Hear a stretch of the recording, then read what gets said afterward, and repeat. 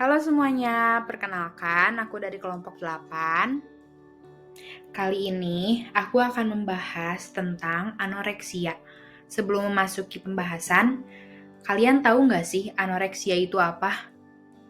Nah, aku di sini akan membahas secara singkat apa itu anoreksia. Anoreksia adalah gangguan makan yang ditandai dengan berat badan yang sangat rendah.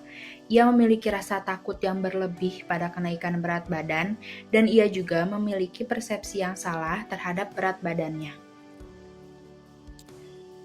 Kegemukan ini memang merupakan kejadian yang menggambarkan seseorang mengalami penimbunan massa lemak.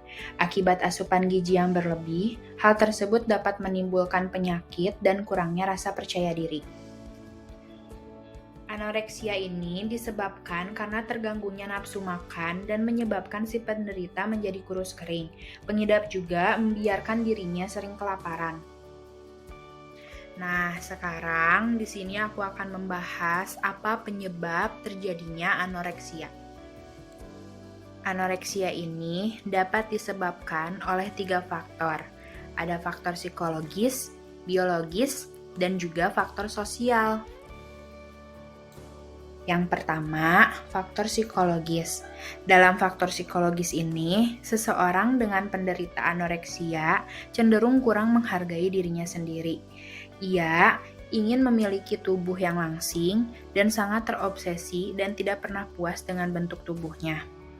Hal ini bisa terjadi dari pengaruh lingkungan di sekitarnya, sehingga orang dengan anoreksia ini terus-menerus mengupayakan segala hal demi terlihat menarik bagi orang lain. Selanjutnya, ada faktor biologis.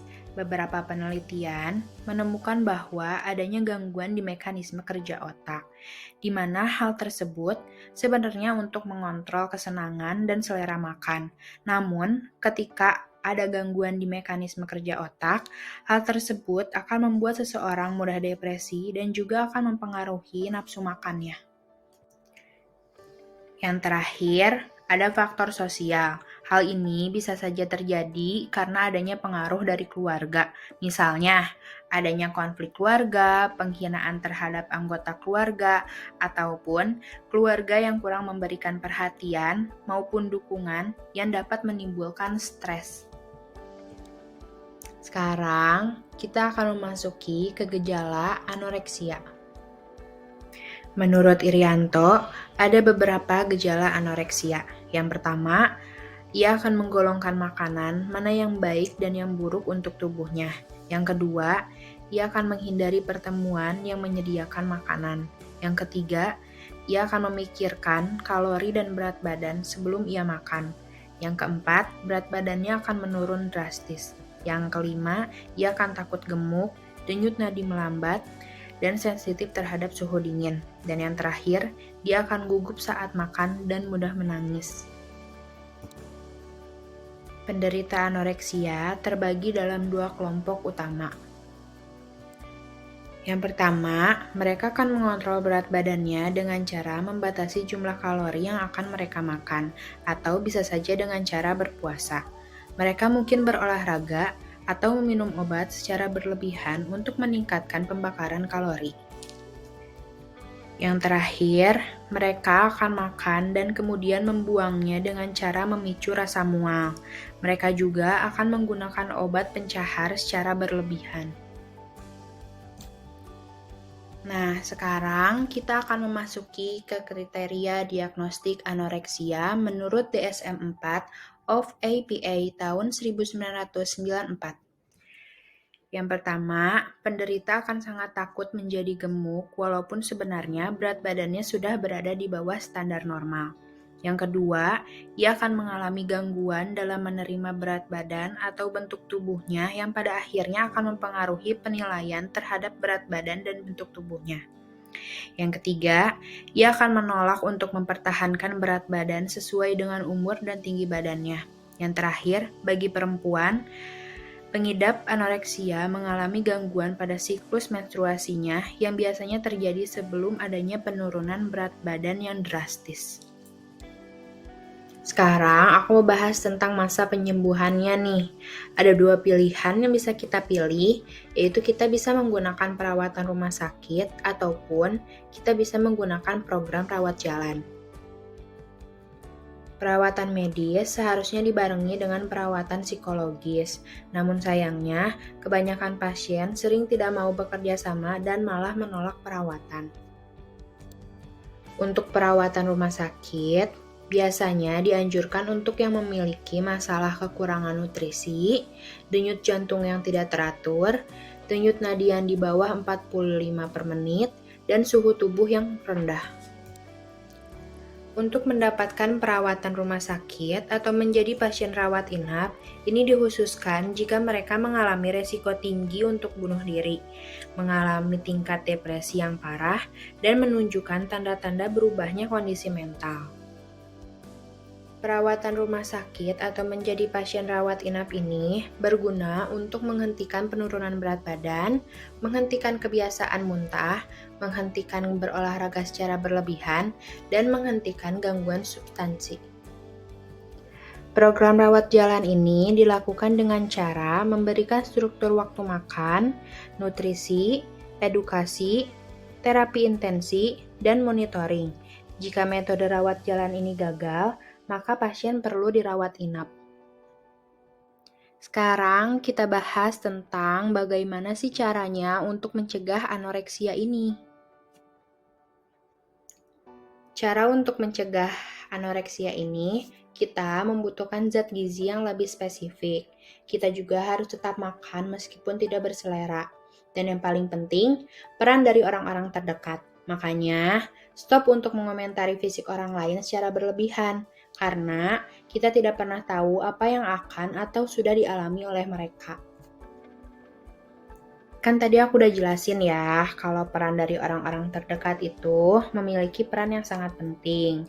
Nah, salah satunya peran orang tua. Sekarang aku mau jelasin peran orang tua dalam mencegah anoreksia ini untuk anak-anaknya. Yang pertama, jangan terobsesi mengenai berat badan dan penampilan. Yang kedua, jangan mengeluhkan tentang bentuk tubuhnya. Yang ketiga, mencintai dan menerima mereka apa adanya. Yang keempat, memberikan edukasi. Yang kelima, jangan meminta mereka berdiet ekstrim. Sekarang, aku akan memperlihatkan salah satu contoh seseorang yang mengalami anoreksia.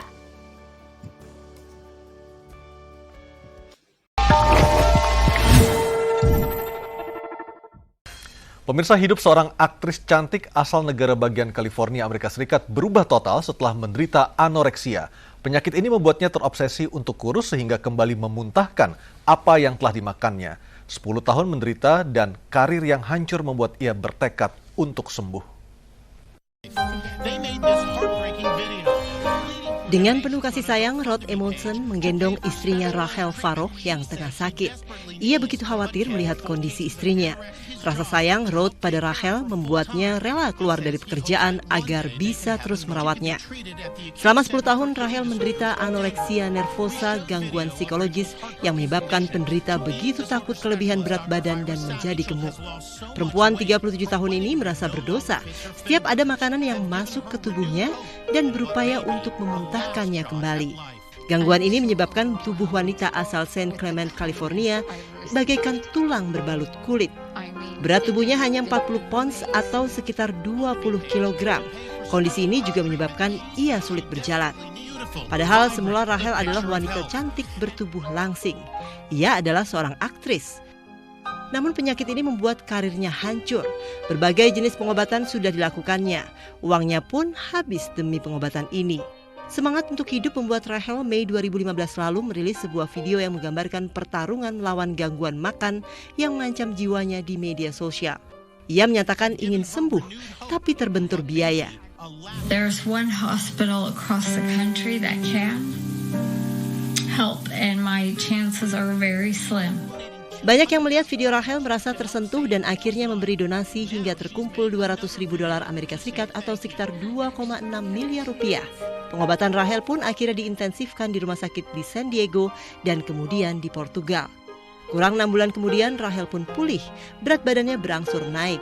Ia kini memutuskan untuk mendedikasikan seluruh hidupnya menolong orang-orang yang senasib dengannya. I actually have a chance to live. It's been wonderful. I am so overwhelmed with the kindness I've received. I mean, it has been amazing. Oke, sekian penjelasan mengenai anoreksia yang bisa aku sampaikan. Nah, di sini aku mau mengingatkan kalian nih untuk stop self-diagnose.